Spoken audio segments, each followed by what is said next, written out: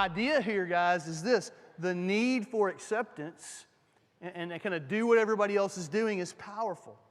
And we all have that. And so when I read this verse, what I see is that we can choose to place ourselves in relationships and around others where that natural pull to be like the people around us is dragging us in a positive direction, right? That is a choice that we can all make.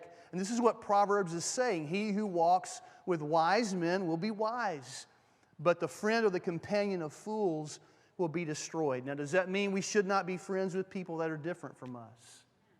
That are non-believers or that have different values than we do? Not at all. In fact, we're called to be witnesses, ambassadors for Christ. We're to seek out those relationships. But the key, and what the verse is telling us, is that in the end, what we choose to idolize, those that we choose to be with the most, that's where the greatest impact is going to be in my life and in your life. And guys, if you want to apply this right to parents, right?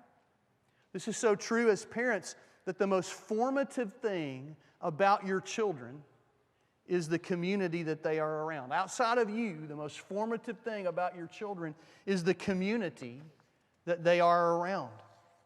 If your children are involved in everything that the world has to offer, and our kids are busy these days, aren't they?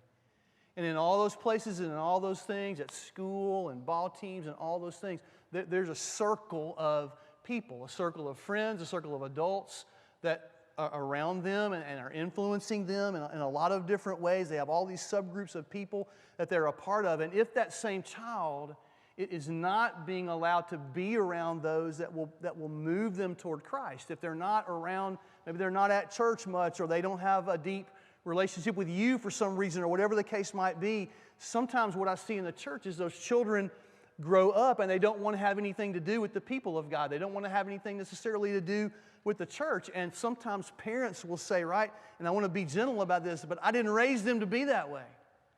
But the reality is we do. We did. We may not have taught them to be that way or to reject church or to reject God or whatever it might be, but we have allowed the most formative influences in their lives, their companions, to be fools sometimes. And we wonder why it went down this road.